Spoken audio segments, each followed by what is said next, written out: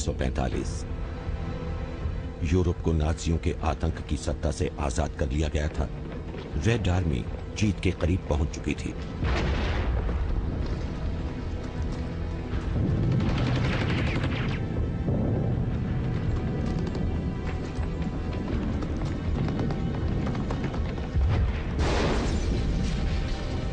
एक रूसी अफसर कैप्टन योसेफ प्राउटॉफ ने लिखा, नफरत बहुत गहरी थी। हम जंग खत्म करना चाहते थे, उस ताकत को खत्म करना चाहते थे जो हमें मारना चाहती थी, उसे नेस्त नाबूद कर देना चाहते थे। हिटलर के दिन लद चुके थे। वो आखिरी बार अपना हौसला दिखाने के लिए बंकर से निकला, जैसा कि इस प्रोपेगेंडा फिल्म में दिखाया गया है। क्या अब भी कोई सैनिक या कोई बच्चा उसके लिए जान देने को तैयार था?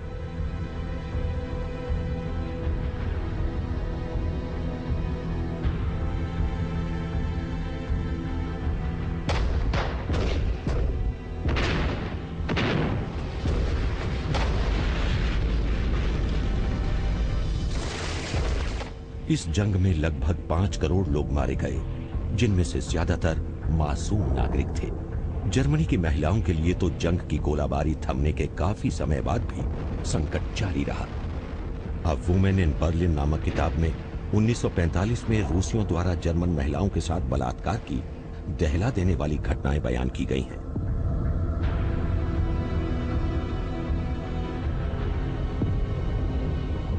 उन्होंने मुझे धकेल कर गिरा दिया। मैं गिर गई और मेरा सिर सीढ़ियों पर था। मैंने देखा कि उन सैनिकों में से एक निगरानी कर रहा था और दूसरे सैनिकों ने मेरे कपड़े फाड़ दिए और मेरे साथ जबरदस्ती की।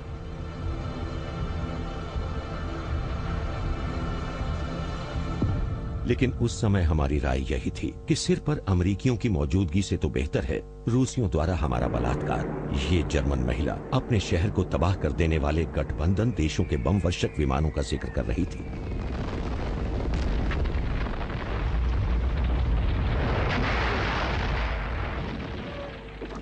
ये बर्लिन का सबसे आधुनिक इलाका कफूस्टनडेन था। 13 साल पहले इसकी चमक दमक के कारण इसे जर्मनी की शान कहा जाता था। ये देश तब भी संकट से जूझ रहा था। ये पहले विश्व युद्ध में मारे गए लाखों लोगों का स्मारक था।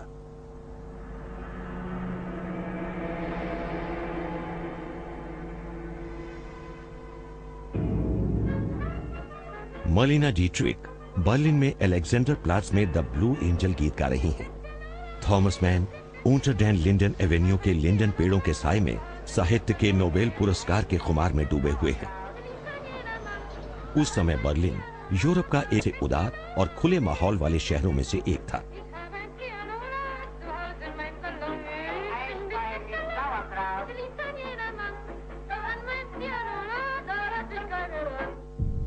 फिर 1933 में सब कुछ बदल गया। लोगों को डराकर अपने उकसाऊ भाषणों के असर से और पहले विश्व युद्ध में शामिल जर्मन सैनिकों की नाराजगी का फायदा उठाकर हिटलर और द होस्ट वेसल लीड गाने वाले एसए जैसे उनके हथियारबंद मिलिशिया जर्मनी की सत्ता पर काबिज हो गए।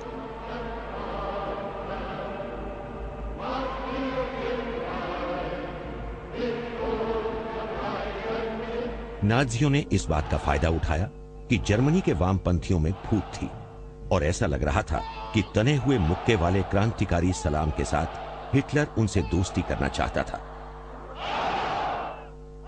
जर्मनी के कम्युनिस्ट मॉस्को से दिशा निर्देश लेते थे और मॉस्को की नजर में सोशल डेमोक्रेट्स ही असली दुश्मन थे। उनके साथ कोई गठबंधन मुमकिन नहीं था। इसलिए जर्मनी के कम्युनिस्ट ने आखिरी बार इंटरनेशनल गाया।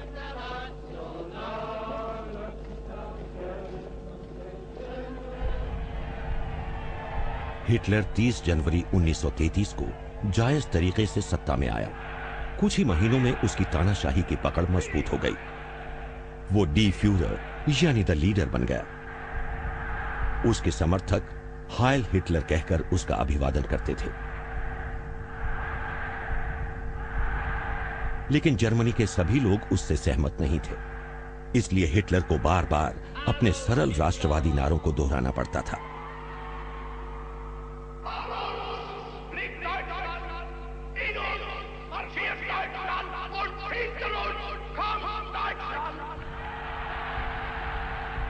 आखिरकार हिटलर ने ज्यादा से ज्यादा लोगों को अपने पक्ष में कर लिया, क्योंकि उसके पास जनता को फुसलाने की गजब की क्षमता थी। लेकिन हिटलर क्या चाहता था? अपनी किताब माइन कैम्फ यानी मेरा संघर्ष में उसने अपने इरादों के बारे में साफ साफ लिखा है।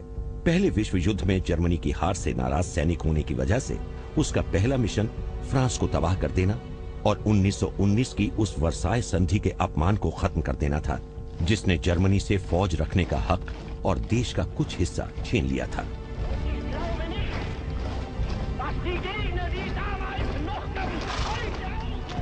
इसके बाद हिटलर अपनी जनता के लिए रहने की जगह यानी अपने शब्दों में लेबन्सराउम जीतना चाहता था। जर्मनी की आबादी 8 करोड़ थी, यानी फ्रांस से दुगनी। हिटलर जर्मनी को उसकी क्षमताओं के मुताबिक विश्व शक्ति बनाना चाहता था।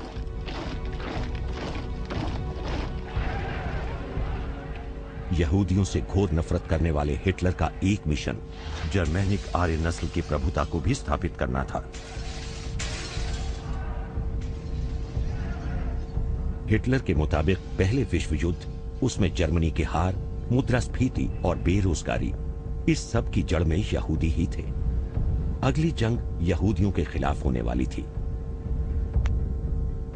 वो पहले यातना शिविर डकाऊ में भेजे जाने वाले थे, जहां हिटलर ने कम्युनिस्ट, सोशल डेमोक्रेट्स और नाजी सत्ता का विरोध करने वाले तमाम लोगों को बंद कर रखा था। इसके बाद हिटलर का मिशन दुनिया में तमाम जर्मन भाषी लोगों को राइख में शामिल करना था, और इसकी शुरुआत उसने अपने गृह प्रदेश एंशलस से की। ऑस्ट्रिया को जर्मनी में शामिल करके वहां भी जर्मनी की तरह ही आतंक की सत्ता स्थापित कर दी गई। यहां लिंस के पास माउटाउसन में सबसे बदनाम यातना शिविरों में से एक की स्थापना की गई। इसके बाद कौन सा देश हिटलर का शिकार होने वाला था? पड़ोसी देश चेकोस्लोवाकिया उसके निशाने पर था, जहां सुडेटन जर्मन लोगों की आबादी थी। लेकिन इस देश को इंग्लैंड और फ्रांस एक स्वतंत्र देश मानते थे। अब जंग के बादल घिरने लगे। नाजीवाद के प्रमुख केंद्र म्यूनिख में आखिरी समय में एक शांति सम्मेलन का आयोजन किया गया। इसमें एक तरफ लगातार खौफनाक होता जा रहा हिटलर और उसका सहयोगी इटली का तानाशाह बेनिटो मुसोलिनी था। मुसोलिनी फासीवाद का संस्थापक था, जिसने देश के लोगों को उनके बचपन से ही अपने रंग में रंगना शुरू कर दिया था।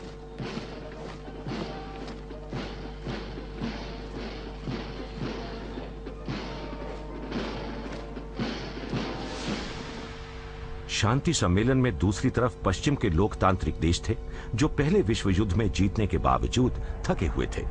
कंजर्वेटिव ब्रिटिश प्रधानमंत्री नेवल चेम्बरलिन और फ्रांस के रेडिकल सोशलिस्ट प्रीमियर एडवर्ड डलाडिये हर हाल में अमन कायम रखना चाहते थे।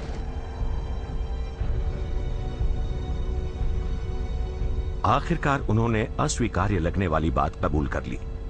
उन्होंने हिटलर के इस वादे के बदले उसे चेकोस्लोवाकिया का सडेटनलैंड प्रांत दे दिया, ताकि वो यूरोप के दूसरे इलाकों पर कोई दावेदारी न करे। लेकिन हिटलर का वादा झूठा था। महज 6 महीने बाद उसने चेकोस्लोवाकिया के बाकी हिस्सों पर हमला कर दिया और मार्शल हरमन गोयरिंग के साथ प्राग पहुंच गया।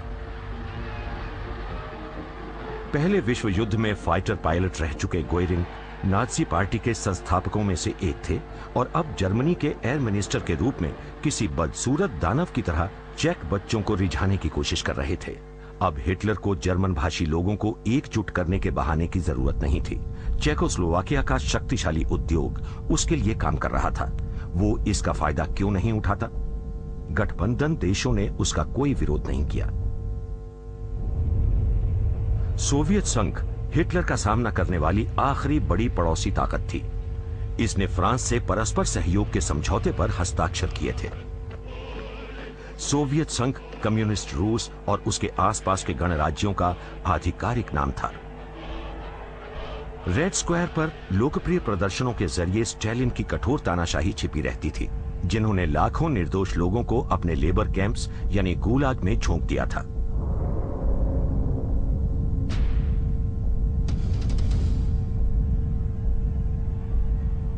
औद्योगिकीकरण और अनिवार्य सैनिक सेवा के जरिए सोवियत संघ एक बड़ी ताकत बन गया था। कम्युनिज्म के डर के बावजूद पश्चिमी शक्तियां सोवियत संघ पर निर्भर थीं।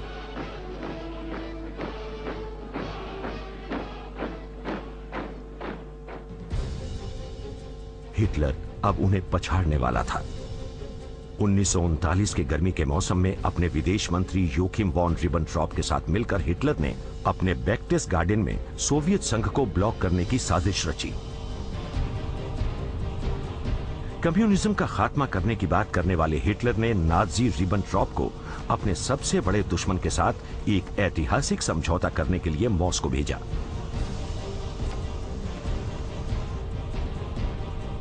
जब स्टालिन के विदेश मंत्री मोलोटोव ने जर्मन सोवियत समझौते पर हस्ताक्षर किए तो फ्रेंच पार्टी के इन सदस्यों की तरह तमाम कम्युनिस्ट हक्के बक्के रह गए।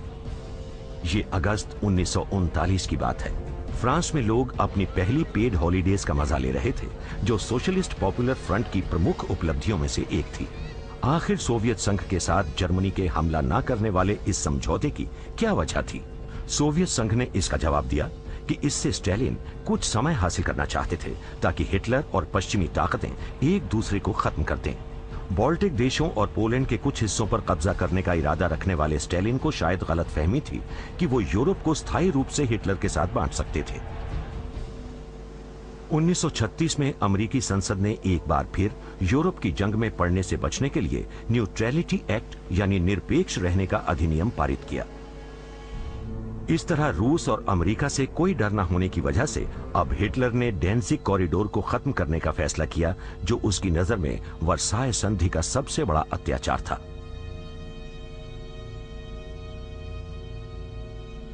(1919) में पोलैंड को समुद्र तक पहुंचने का रास्ता देने के लिए जर्मन भूभाग को दो हिस्सों में बांट दिया गया था। हिटलर ने 1 सितंबर 1939 को सुबह 5:35 पर पोलैंड पर हमला करके डेंजिग को वापस हासिल करने का फैसला किया।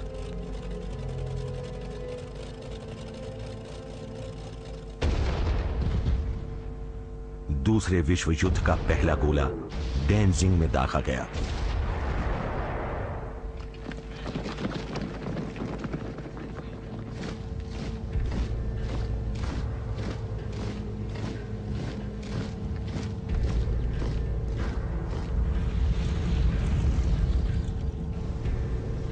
हिटलर को यकीन था कि फ्रांस और ब्रिटेन इस पर कोई प्रतिक्रिया नहीं करेंगे, लेकिन इन दोनों देशों की सरकारों ने फौरन बैठक की और पोलैंड के खिलाफ तमाम सैनिक कार्रवाई को तुरंत रोकने का अल्टीमेटम भेज दिया। हिटलर ने घोषणा की कि हमारे दुश्मन छोटे मोटे कीड़े हैं और उसने यह भी कहा कि डेंजिग जैसी मामूली जगह के लिए कौन विश्व युद्ध में पड़ना चाहेगा। 3 सितंबर 1939 बर्लिन में ग्रेट ब्रिटेन के राजदूत ने युद्ध का घोषणा पत्र सौंपा। शाम के 5 बजे फ्रांस ने भी जर्मनी के खिलाफ जंग की घोषणा कर दी। हिटलर इस पर यकीन नहीं कर पाया। जर्मन जनरल्स के सामने अब 2 मोर्चों पर लड़ाई की सबसे बुरी स्थिति थी, लेकिन अब इसे रोका नहीं जा सकता था। हिटलर ने नाजी जर्मनी की सशस्त्र सेना वेयरमाख्त को पोलैंड पर कहर ढाने के लिए छोड़ दिया।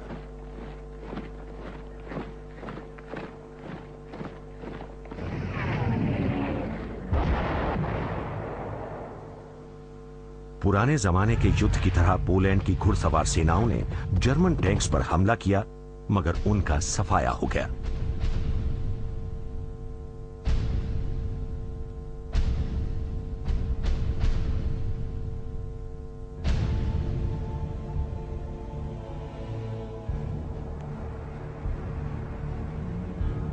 पेरिस गार डे लेस्ट ट्रेन स्टेशन। 25 साल पहले कई लोग एकदम अलग माहौल में इन्हीं प्लेटफॉर्म से रवाना हुए थे। अगस्त 1914 में ये अपनी राइफल्स पर फूल लगाकर पूरे जोशो खरोश के साथ जंग पर रवाना हुए थे, लेकिन इस बार इनके पास न फूल थे और न राइफल्स।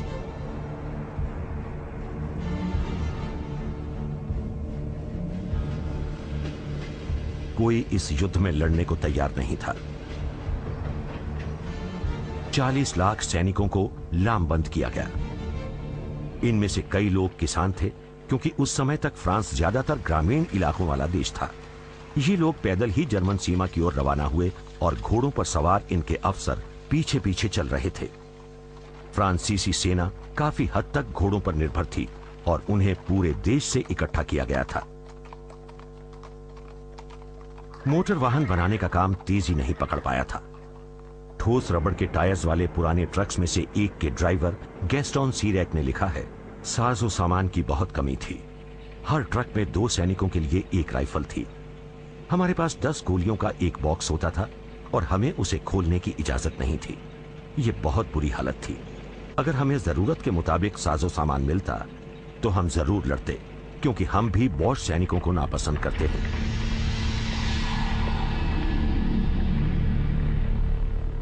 पहले विश्व युद्ध में जर्मन सैनिकों को हिकारत से बॉश कहा जाता था। उन्हें माहौल में घुल मिल जाने वाली उनकी वर्दी के ग्रे रंग की वजह से फ्रांसीसी भाषा में वेर डिग्री भी कहा जाता था। लेकिन ये सैनिक थे कौन? मिसाल के तौर पर इन युवा जर्मन्स में से एक को देखते हैं जो गाते हुए आगे बढ़ रहा है, हमारा झंडा हमारे आगे आगे लहरा रहा है, हमारा झंडा एक नया युग है, हमारा झंडा मौत से भी ताकतवर है।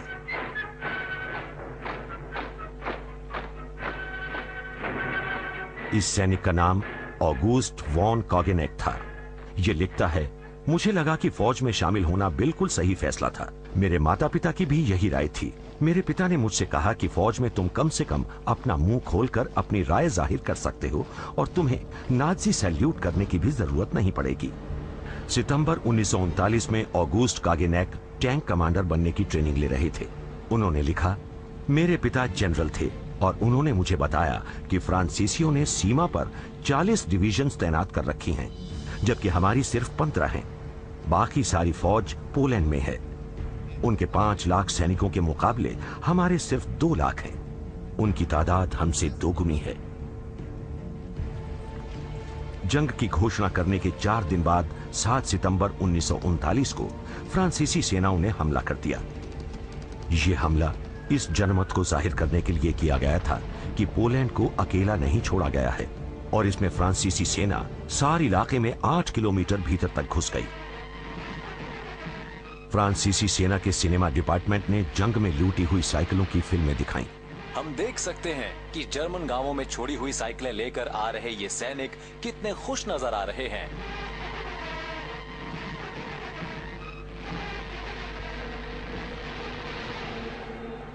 सार पर हमला इसी जगह पर रोक दिया गया और इसके बाद कई छोटी मोटी झड़पें होती रहीं। युद्ध के नायक योसेफ डॉर्नो की अगुवाई में फ्रांसीसी कमांडोज की छापामारी चलती रही। डॉर्नो को प्रीमियर सोल्जर ऑफ फ्रांस का खिताब दिया गया।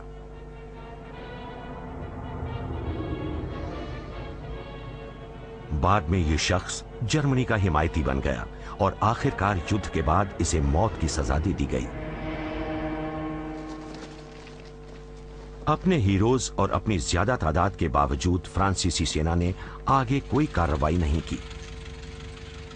फ्रांस और जर्मनी की संयुक्त थल सेनाओं के कमांडर इन चीफ 67 साल के जनरल मॉरिस गैमेला थे। फ्रांसीसियों की तादाद ब्रिटिश सैनिकों से ज्यादा थी और उनकी राय में यह असली लड़ाई नहीं थी और यह सब जल्दी ही खत्म हो जाने वाला था।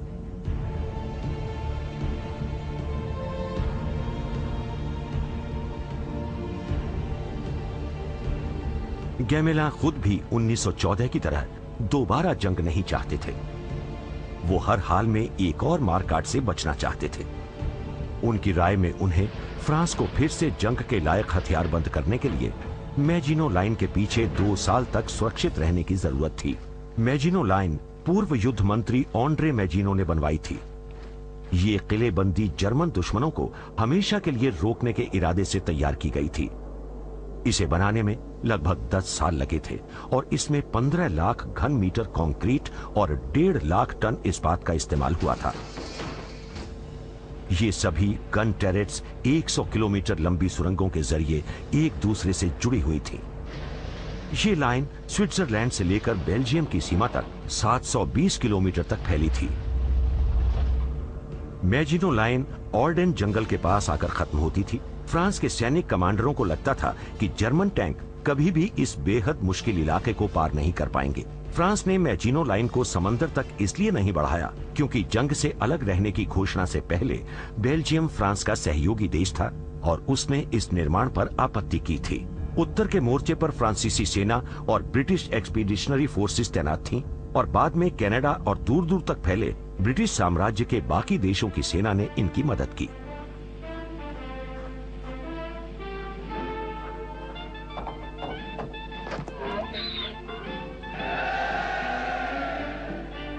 ब्रिटेन में उस समय the washing on the Siegfried line एक लोकप्रिय गीत था।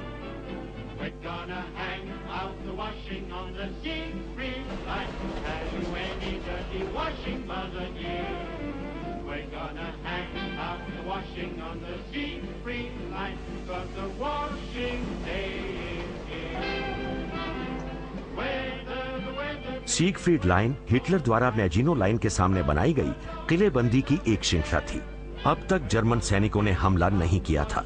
वो अब भी दूसरे मोर्चे पर जंग छेड़ने से बच रहे थे। लेकिन फ्रांस कुछ सावधानियां बरत रहा था।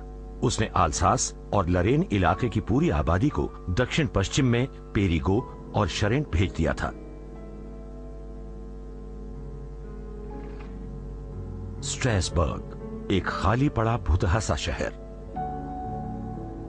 यहां के नागरिकों ने इसे छोड़ दिया था। सिनेगॉग्स भी खाली कर दिए गए थे।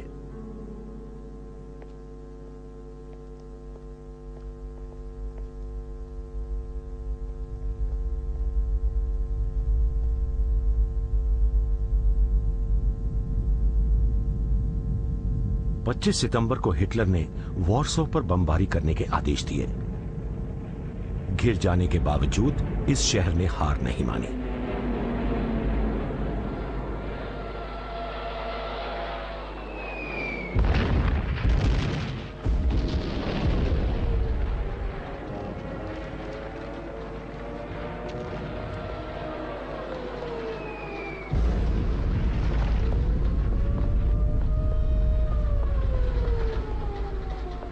फ्यूरर सिर्फ पोलैंड के लोगों के ही नहीं बल्कि फ्रांस और ब्रिटेन के लोगों के दिलो दिमाग में भी खौफ भर देने का इरादा रखता था।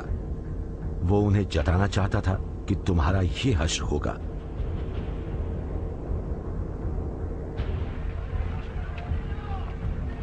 सारी दुनिया पर खौफ छाया था।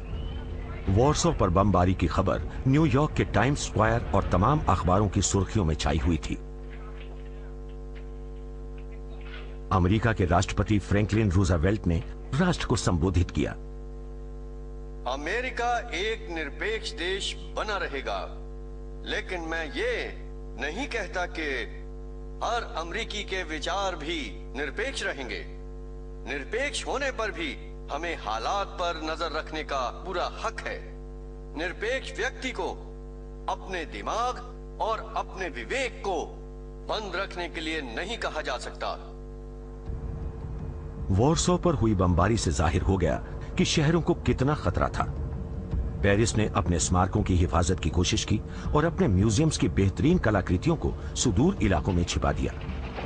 आईफल टावर के नीचे शॉप द मॉ में बमबारी के समय छिपने वाले शेल्टर्स खोद दिए गए और हवाई हमले के समय बचने का अभ्यास अक्सर होता रहता था।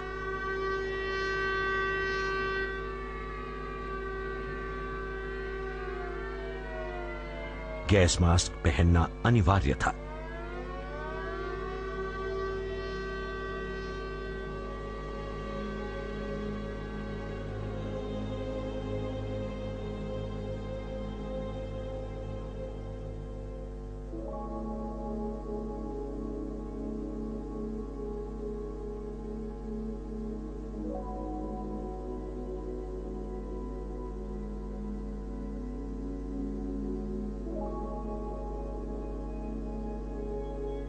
पहले विश्व युद्ध में जहरीली गैसों का इस्तेमाल हुआ था और अब हर किसी को उसका डर था, घोड़ों को भी।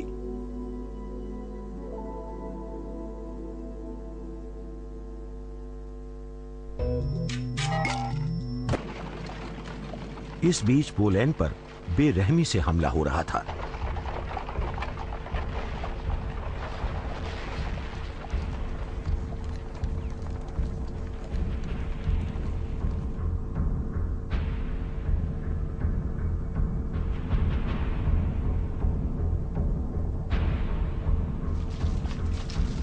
हिटलर के साथ पहले हुए समझौते के मुताबिक सोवियत संघ पोलैंड के पूर्वी हिस्सों में घुस चुका था।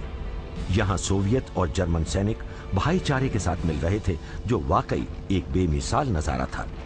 नाजियों ने पर्चे बांटे जिन पर लिखा था कि जर्मन सेना उन कामगारों और किसानों की रेड आर्मी को सलाम करती है जिन्हें वो हमेशा सबसे ज्यादा सम्मान देती है। पोलैंड की सेना ने जर्मनी के सामने घुटने टेक दिए और पूरब में उसने सोवियत संघ के सामने समर्पण कर दिया। इसके बाद स्टालिन ने पोलैंड के 20,000 कैदियों को मार डालने का आदेश दिया।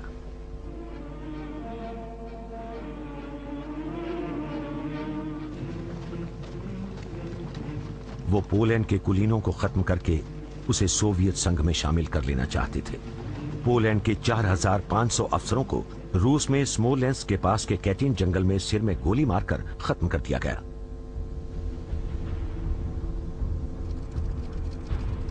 दो साल बाद स्टालिन ने पोलैंड की निर्वासित सरकार के प्रमुख जनरल सिरकोस्की से क्रेमलिन में मुलाकात की और उन्होंने स्टालिन को पोलैंड के लापता अफसरों की एक सूची सौंपी।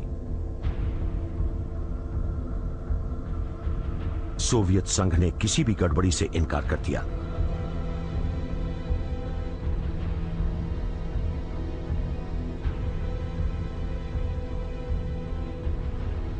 सोवियत संघ के बिखरने के बाद 1992 में रूस के राष्ट्रपति बोरिस येल्त्सिन ने पोलैंड के राष्ट्रपति लेख वलेसा को उन अफसरों को मौत के घाट उतारने के आदेश की मूल प्रति दी जिस पर खुद स्टालिन के दस्तखत थे।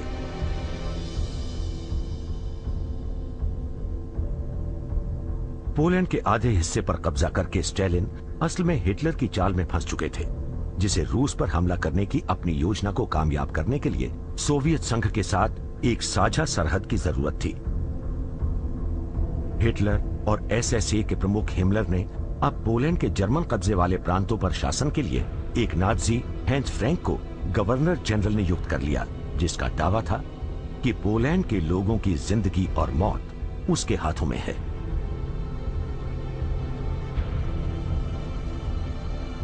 युद्ध के बाद उस पर न्यूरेमबर्ग में मुकदमा चलाया गया और मानवता के खिलाफ अपराधों के लिए फांसी की सजा दे दी गई।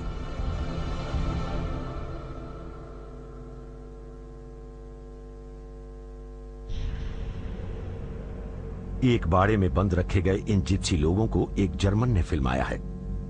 नाजी इन्हें इंसान नहीं मानते थे। इनकी औरतों की जबरन नसबंदी कर दी गई क्योंकि नाजियों की नजर में इन्हें बच्चे पैदा करने का अधिकार नहीं था। नाजी लोग जिप्सियों को मारने लगे। ऐसे लाखों लोगों को यातना शिविरों में भेज दिया गया।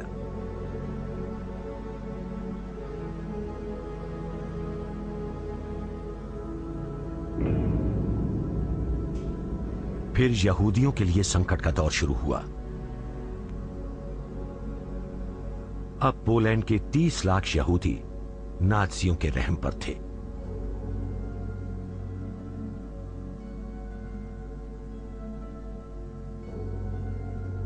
हिटलर ने उस समय तक तय नहीं किया था कि उनके साथ क्या सलूक किया जाए।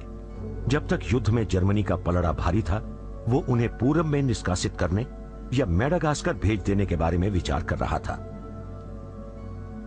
युद्ध के नतीजों को लेकर शंका होने के बाद ही हिटलर और उसके साथियों ने नफरत और कत्ल का दौर शुरू किया, जो उनकी नजर में फाइनल सॉल्यूशन यानी अंतिम उपाय था। फिलहाल तो यहूदियों की सिर्फ पहचान की जा रही थी और उन्हें पीले रंग के सितारे वाली पहचान देकर गेटोज में रखा जा रहा था। कुछ गेटोज तो 4 दीवारियों से एकदम घिरे हुए थे। इन बदकिस्मत लोगों में से एक की डायरी में लिखा है, हमारे सामने होने वाली घिनौनी हिंसा से दिल दहल जाता है। बदमाश लोग सबके सामने ही महिलाओं और बुजुर्गों की पिटाई करते हैं। मेरे आंसू निकल आते हैं। हम सब लाचार हैं। हम सब एकदम अलग थलग हैं और हमारे बचाव में कोई आगे नहीं आता। हम बहुत कमजोर हैं।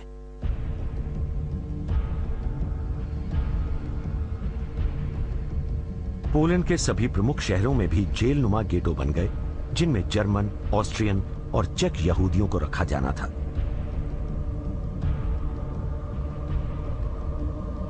लेकिन अब तक इनमें रहने वाले यहूदियों को यकीन था कि कभी न कभी वो अपने घर लौट पाएंगे। उन्हें पता नहीं था कि वो भूख और ठंड से मरने वाले हैं। उन्हें पता नहीं था कि अब शोआ शुरू होने वाला है।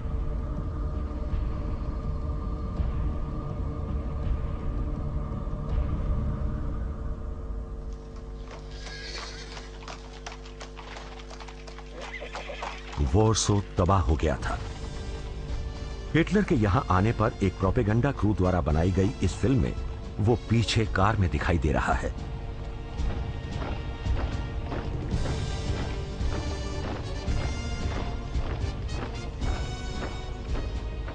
विजयी जर्मन सैनिक ग्रेनेडियर्स मार्च की धुन पर मार्च कर रहे हैं, लेकिन पोलैंड पर हमले के समय ये बहुत मंजे हुए नहीं थे। Commander in chief General von Brauchitsch ने हिम्मत करके फ्यूरर को खराब तैयारी, लड़ने के जोश की कमी और अनुशासन नहीं मानने की घटनाओं के बारे में बताया।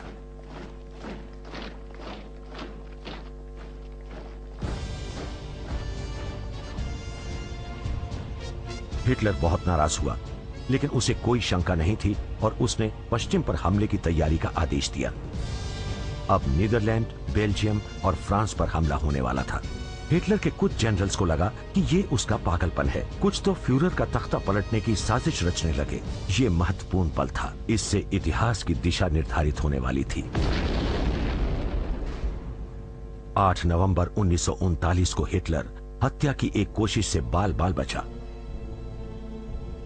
ऐसा लग रहा था कि कोई आसमानी ताकत उसे बचा लेती है। इस हमले में मारे गए लोगों के अंतिम संस्कार में शामिल होने के बाद हिटलर एकदम बदल गया। सेना और जर्मन लोगों पर उसकी पकड़ और मजबूत हो गई। उसने अपने जनरल से कहा, मेरे फैसले अटल हैं। मैं सही समय पर फ्रांस पर हमला करूंगा। इस जंग में मेरी जीत होगी या फिर मैं इसमें मारा जाऊंगा। निश्चित था, क्योंकि उसने कहा, जंग एक अंधेरे कमरे का दरवाजा खोलने जैसा है। इसमें पता नहीं होता कि आगे क्या होगा। आखिरकार उसने हमले के आदेश को कुछ समय के लिए टाल दिया और अपनी मिस्ट्रेस ईवा ब्राउन के पास एल्प्स में अपने शैले में चला गया।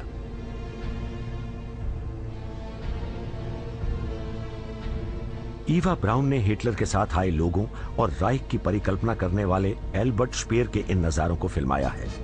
एल्बर्ट हिटलर के साथ दूर तक टहलने जाता था। उसने लिखा है, हिटलर बर्लिन का नाम बदलकर जर्मानिया करना चाहते थे।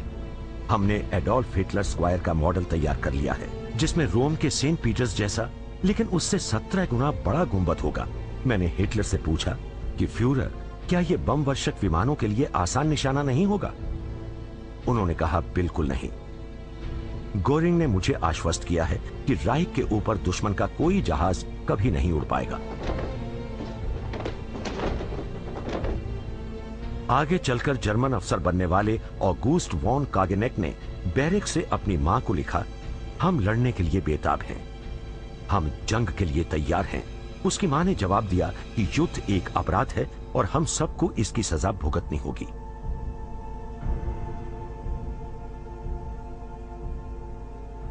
इसके बाद जंग का एक अनोखा दौर शुरू हुआ। जर्मन लोग इसे सिट्स क्रीक यानी सिटिंग वॉर कहते थे।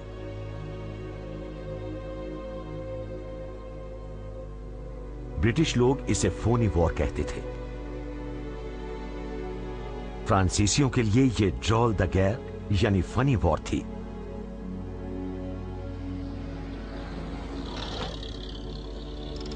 इंतजार का यह लंबा और अनोखा दौर महिलाओं के लिए कठिन था।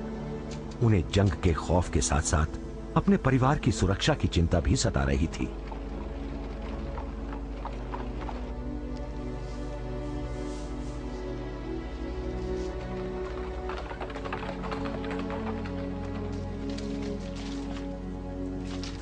पहले विश्व युद्ध की तरह इस बार भी सैनिकों ने खंदक बनाकर पूरी तैयारी करने की कोशिश की। फ्रांसीसी सैनिक गैस्टन सीरैक ने अपनी पत्नी को लिखा कि तापमान 0 से 30 डिग्री नीचे है। ब्रेड भी जम गई है। मैं खुशकिस्मत लोगों में से हूं। हमें कुछ पुआल मिल गया है जिस पर हम बेहतर ढंग से सो सकते हैं।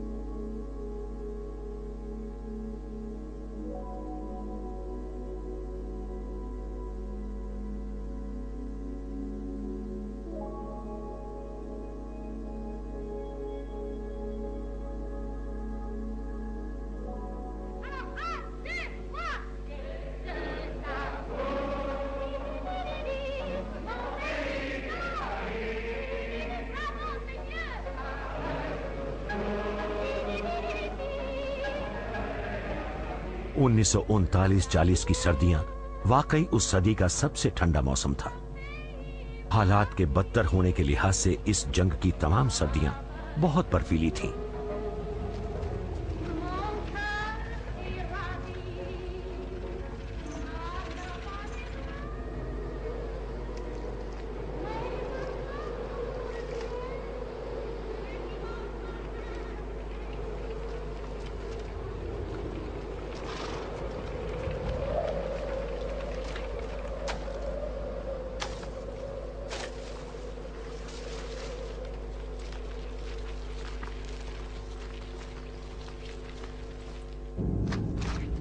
कमांडर इन चीफ जनरल गैमेलान को उम्मीद थी कि जर्मन फौज बेल्जियम से होकर हमला करेगी और 1914 की तरह इस खुले मैदान से होकर पेरिस की ओर बढ़ेगी।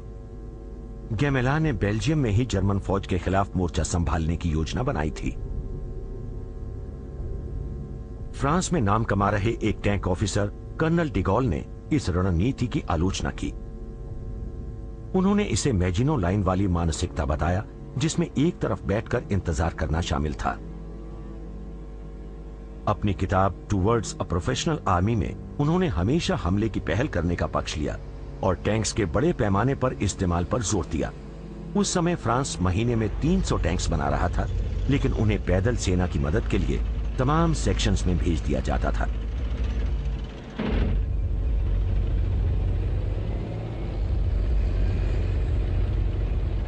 फ्रांसीसी हवाई क्षमता भी पिछड़ गई थी।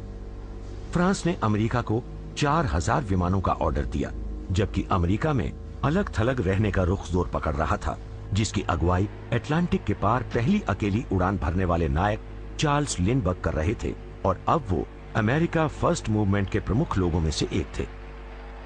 अगर आप अमेरिका को वाकई आजाद देखना चाहते हैं, अगर आप चाहते हैं कि ये देश यूरोप की जंग में ना पड़े, तो हम आपसे अमेरिका फर्स्ट कमेटी के इस अभियान में शामिल होने की अपील करते हैं।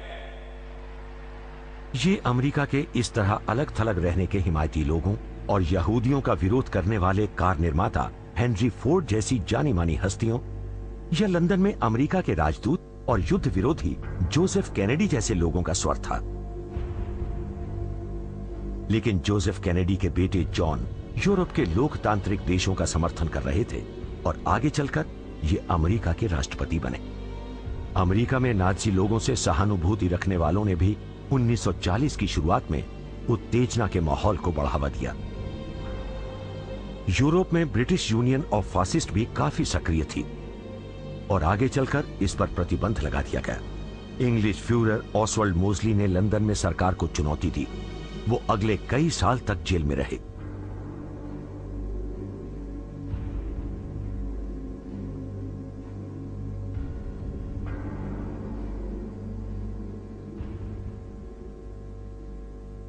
मोजली ने अपने भाषणों में लोगों से सड़क पर आकर जंग रोकने की अपील की थी, लेकिन विंस्टन चर्चिल ने ब्रिटिश सरकार की कमान संभाल ली थी। यहां हम उन्हें फ्रांसीसी जनरल गैमलान और एडमिरल डायला के साथ देख सकते हैं, जो लंदन की राजकीय यात्रा पर आए थे।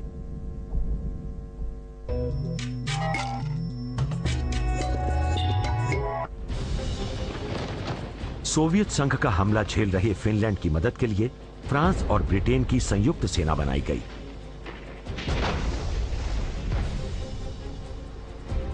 फ्रांस अपने बेहतरीन सैनिकों फ्रेंच फॉरेन लीजन को भेजने की तैयारी कर रहा था। फॉरेन लीजन में एक सदी से ज्यादा समय से दुनिया के सबसे खतरनाक लोगों को शामिल किया जा रहा था, चाहे उनका अतीत कैसा भी हो, बस वो बहुत बड़े अपराधी ना हो। अल्जीरिया में सीडी बेलाबेस में स्थित इनके मुख्यालय ने काफी तादाद में उन स्पेनी रिपब्लिकन्स को अपनी फौज में शामिल कर लिया जो फ्रैंको की फासिस्ट जीत के बाद अपने देश से भाग निकले थे। वो अब फ्रैंको का समर्थन करने वाले नाजियों से लड़ने के लिए बेताब थे। ये सब फ्रांस के लंबे सफर पर निकलने वाले थे।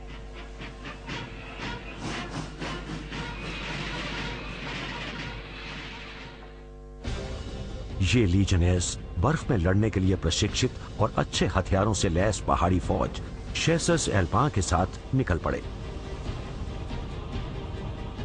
लेकिन फिनलैंड और सोवियत संघ ने एक शांति समझौता कर लिया। इससे कुछ दिन बाद हिटलर ने डेनमार्क और नॉर्वे पर हमला बोल दिया। यह ब्लिट्जक्रीग यानी बहुत तेज हमला था। वेयरमाख्ट ने 2 दिन में ओस्लो पर कब्जा कर लिया।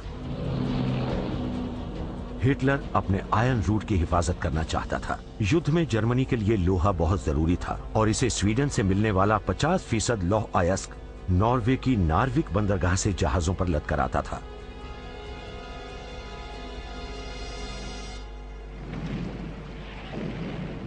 फ्रांस और ब्रिटेन की संयुक्त सेना फ्योर्ड ऑफ नार्विक में पहुंची। 1 महीने की लड़ाई के बाद इन गठबंधन सेनाओं ने नार्विक पर कब्जा कर लिया। आयरन रूट कुछ समय के लिए बंद हो गया।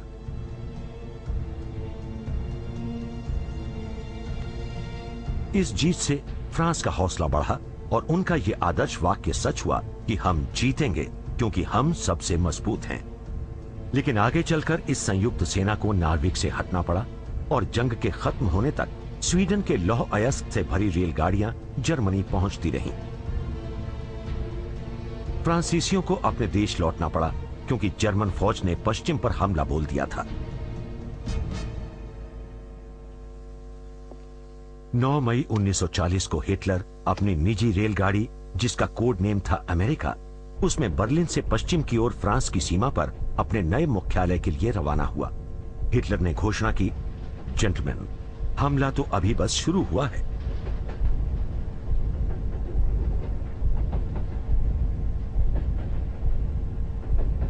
उसके जनरल्स ने सर्दियों में जंग की रणनीतियां पेश की। यह सब 1914 जैसा ही लग रहा था, जिसमें बेल्जियम के रास्ते हमला करने की बात थी। लेकिन हिटलर ने जनरल वॉन मैनस्टाइन की योजना पसंद की। इसमें ऑर्डेन जंगल से गुजरते हुए आगे बढ़ना था और फिर समुद्र की ओर मुड़ना था। इससे गठबंधन सेनाओं को हंसिए के आकार में घेरा जा सकता था। लेकिन यह रणनीति एक बहुत बड़ा जुआ थी, क्योंकि गठबंधन सेनाएं पीछे मुड़कर जवाबी हमला कर सकती थीं। लेकिन हिटलर को पूरा भरोसा था। उसने लिखा है कि अच्छा मौसम होना सबसे अहम है।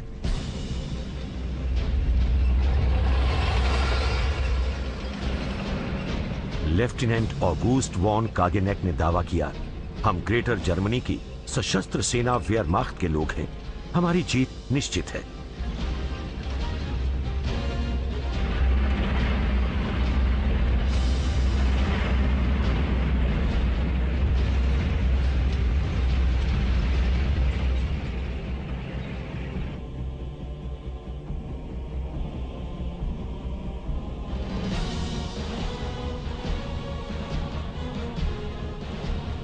जर्मन सैनिकों की नजर में उनका देश खतरे में था।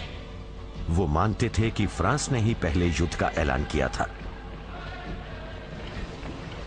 10 मई 1940 की सुबह जर्मनी के सैनिक पैराशूट से हॉलैंड में उतरे। उनका मिशन रॉटरडैम के आसपास की हवाई पट्टियों और पुलों पर कब्जा करना था। इसी के साथ हिटलर ने बेल्जियम पर पुरजोर हमला शुरू कर दिया।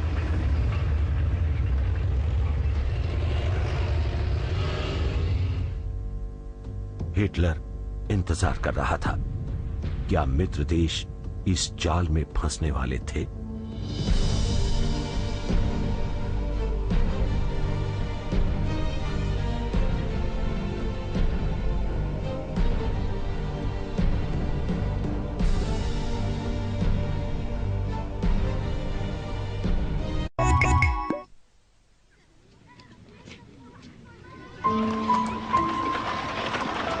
मई 1940। ये हैं फ्रांस के एक छोटे से कस्बे के छोटे छोटे बच्चे। आर्डेन नाम का यह कस्बा जर्मनी से दूर नहीं है, जिसके साथ फ्रांस की लड़ाई चल रही है। यहां हालात अभी तक तो शांत ही थे। तो यहां के स्कूली बच्चे अपने जूते कतार में रख रहे हैं और उनकी स्कूल टीचर उनसे कह रही है, आज हम एक अच्छा गीत सीखेंगे ताकि शांति बहाल हो जाए। Round round round go the puppets. लेकिन ये इन बच्चों की आखिरी क्लास साबित हुई।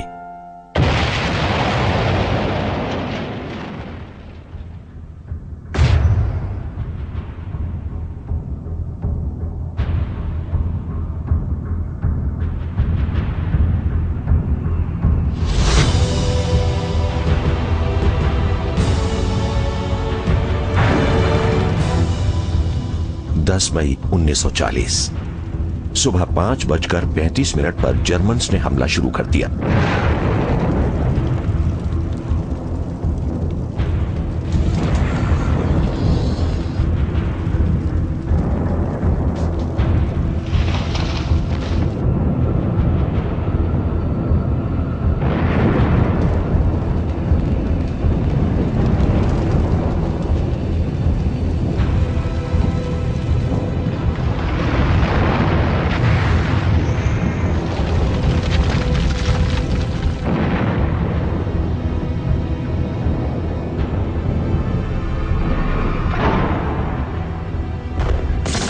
जर्मन पैराट्रूपर्स को हॉलैंड पर उतार दिया गया। वो पहले 30 लाख हमलावरों में से सबसे पहले पहुंचने वाले सैनिक थे। वेयरमाख्त बेल्जियम में पहुंच गए। ये हिटलर की एक चाल थी। जर्मन्स ने ऐसा दिखाया जैसे वो निष्पक्ष बेल्जियम के रास्ते फ्रांस पर हमला करने वाले हैं, जैसा कि उन्होंने 1914 में किया था। मित्र सेनाओं के कमांडर इन चीफ जनरल गैमला को पूरा भरोसा था कि उन्होंने सब कुछ कवर कर लिया है। फोनी वॉर के दौरान उन्होंने अपनी रणनीति को अच्छी तरह निखार लिया था। गैमला ने फ्रांसीसी सेना की बेहतरीन मोटराइज्ड डिविजन्स को पूरी ब्रिटिश एक्सपीडिशनरी फोर्स के साथ बेल्जियम में दाखिल करा दिया।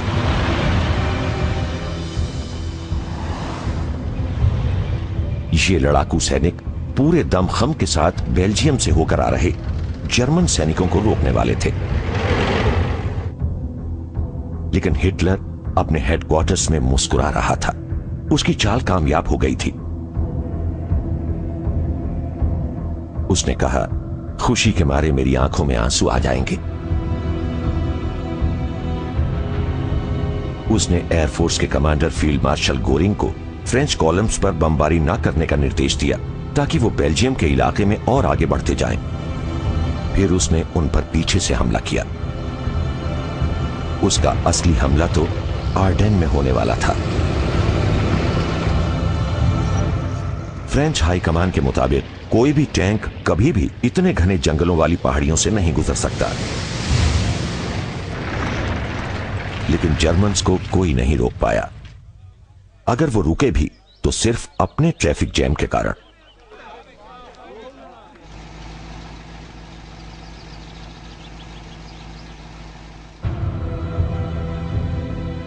इस बीच नीदरलैंड्स और बेल्जियम में जिन लोगों के पास अपनी कारें थीं, वो सबसे पहले भागने वालों में शामिल थे।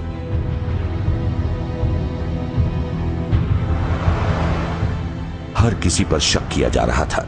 कथित फिफ्थ कॉलम को लेकर डर जाहिर किया जा रहा था कि वो नाज़ीज़ के लिए काम कर रहे हैं। जर्मन्स ने अपनी इस नकली रणनीति को जारी रखा और वो खास तौर से प्रशिक्षित हवाई सेनाओं के जरिए बेल्जियम पर हमला करते रहे। सैनिकों ने पोलैंड में अपने अभियान के दौरान गाए जाने वाले गीत को दोहराया। प्रेमिकाओं को इंतजार करना होगा, अब वक्त विदाई का है कॉमरेड। 11 मई को सुबह सुबह उन्हें बेल्जियम में उतार दिया गया। उनका मकसद था एल्बर्ट कैनाल पर मौजूद फोर्ट एबेन एमेल पर कब्जा करना, जो बेल्जियम की रक्षा प्रणाली का केंद्र था और जिसे अभेद्य माना जाता था।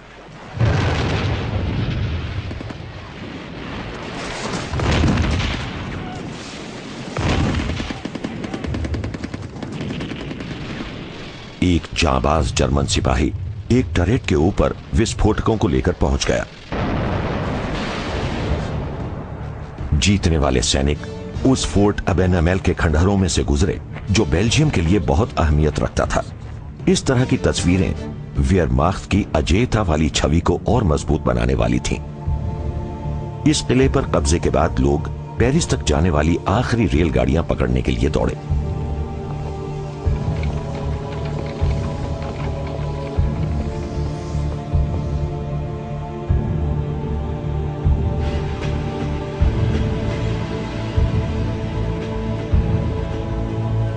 फ्रांस की राजधानी में रेड क्रॉस के पास भारी भीड़ जमा हो गई। बेल्जियम के शरणार्थियों को दक्षिण की तरफ जाने वाली कैटल कार्स में भेज दिया गया।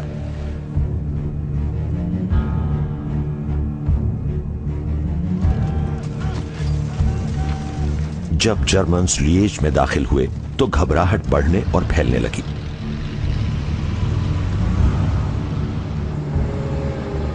इतनी ताकत के सामने लोगों के पास तो हुक्म मानो या भाग जाओ।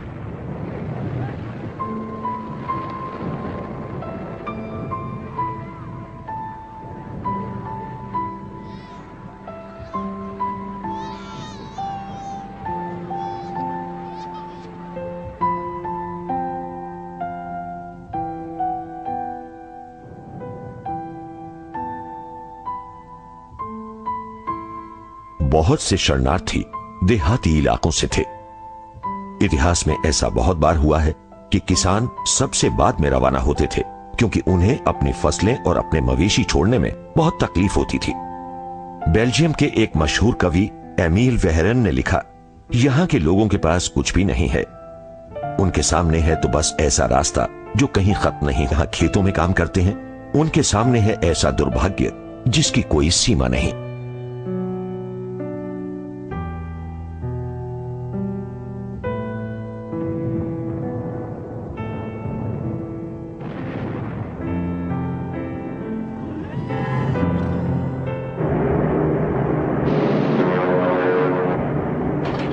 जर्मन्स ने आसमान से हमले शुरू कर दिए।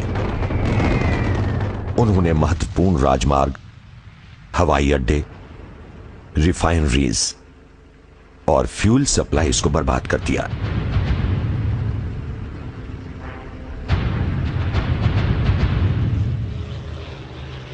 उत्तरी और पूर्वी फ्रांस में शहरों पर बमबारी की गई।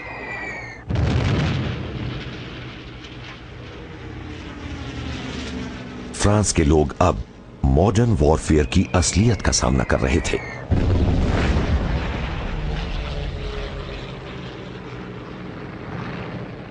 उधर नीदरलैंड्स में रॉटरडैम पोर्ट आग की चपेट में था। इस पर जर्मन्स ने जबरदस्त बमबारी की थी, जैसा कि वॉर्सो में हुआ था। लेकिन इन बमों को शहर द्वारा समर्पण करने के बाद गिराया गया था। यह हिटलर का एक और युद्ध अपराध था। लंदन में अब नए प्रधानमंत्री थे विंस्टन चर्चिल। अपने पहले भाषण में उन्होंने ये बात साफ कर दी कि हालात जो भी हों, उनका देश लड़ता रहेगा। मुझे इस बारे में कोई शक नहीं है कि हॉलैंड और बेल्जियम की किस्मत पोलैंड की ही तरह और चेकोस्लोवाकिया और ऑस्ट्रिया की ही तरह ब्रिटिश साम्राज्य और फ्रेंच रिपब्लिक की जीत से ही तय होगी। लेकिन फ्रांस में हालात अचानक बहुत गंभीर हो गए। सिर्फ 3 दिन में जर्मन सैनिक आर्डेन पहुंच गए और वो मर्ज रिवर पर फ्रांस की डिफेंसिव लाइंस की तरफ बढ़ने लगे।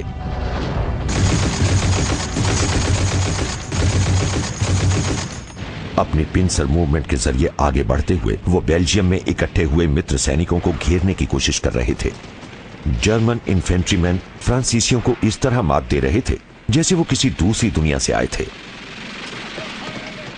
हथगोलों,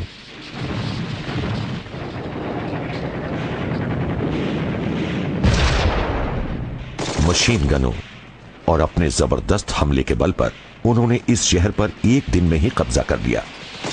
सीडोन शहर आर्डेन तक पहुंचने का जरिया था और इसे पहले भी 1870 में फ्रांसीसियों की हार के चलते तबाही झेलनी पड़ी थी।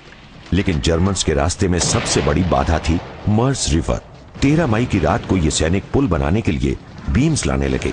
फ्रांसीसियों ने जवाबी हमला किया, लेकिन जर्मन्स ने फ्रेंच आर्टिलरी को नाकाम कर दिया और अगली सुबह सैपर्स ने पुल बनाकर तैयार कर दिया। सैनिकों की अगुवाई 52 साल का एक प्रशियन जनरल गुडेरियन कर रहा था। वो आर्मर्ड वॉरफेयर के मामले में एक जबरदस्त स्ट्रेटेजिस्ट था और उसने टैंक्स के जरिए बड़ी ताकत, हिम्मत और रफ्तार से हमला किया। ब्लिट्सक्रीग या लाइटनिंग वॉर में दुश्मन को प्रतिक्रिया का समय नहीं मिलना चाहिए। हमले में सबसे आगे थे टैंक, उसके पीछे इन्फेंट्री और आसमान में मौजूद थे विमान, खासतौर पर स्टूकर्स। स्टूकर्स सायरन से सज्जित डाइव बॉम्बर्स थे। गोता लगाने के जबरदस्त दबाव का सामना करते हुए उनके बेहद प्रशिक्षित पायलट बड़ी सटीकता के साथ आखिरी समय पर अपने बमों को रिलीज करते थे।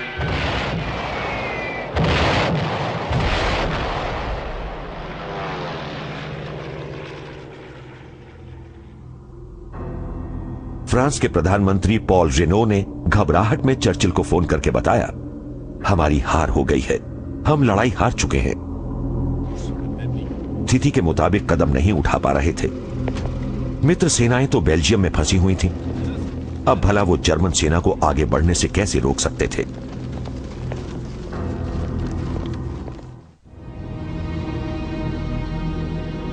पेरिस में फ्रांस के अधिकारी शरणार्थियों की बढ़ती तादाद का सामना करने की कोशिश कर रहे थे। बेल्जियम और उत्तरी फ्रांस के लोग शहर में लगातार आ रहे थे। जल्दी ही स्कूलों, अस्पतालों और बैरक्स में कोई जगह नहीं बची। सही खबरें नहीं मिल रही थीं। ऐसी अफवाहों का बाजार गर्म था कि गैमला ने आत्महत्या कर ली है, लेकिन ऐसा नहीं था। फ्रेंच हाई कमान को यह समझ आ चुका था कि जर्मन सेना तट की तरफ बढ़ रही है और मित्र सेनाएं एक जाल में फंस चुकी हैं। ऐसे में जवाबी हमले का हुक्म दिया गया। कर्नल डिगोल नाम के एक शख्स को एक टैंक ब्रिगेड का प्रमुख बना दिया गया। फ्रांसीसी सेना के पास ज्यादा टैंक थे और जर्मन पेंजर टैंक्स के मुकाबले उनकी क्वालिटी भी बढ़िया थी।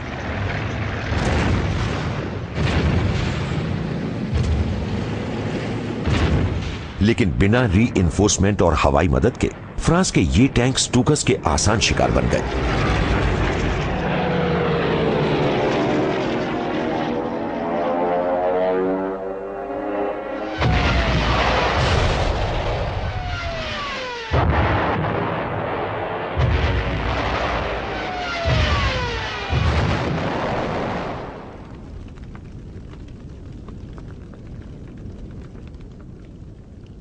फ्रांसीसी सैनिक बढ़िया मुकाबला कर रहे थे, लेकिन यह सोचकर हैरान थे कि वायुसेना उनकी हिफाजत क्यों नहीं कर रही है।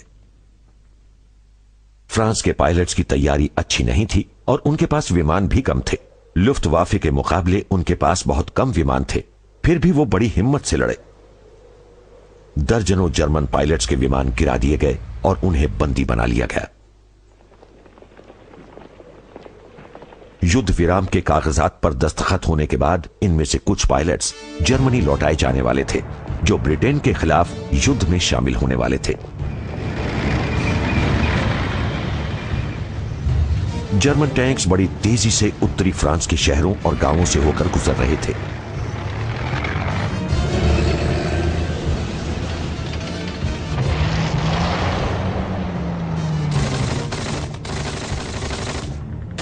फ्रांस के लोगों ने बड़ी बहादुरी से जर्मन्स के आगे बढ़ने की प्रक्रिया को धीमा करने की कोशिश की,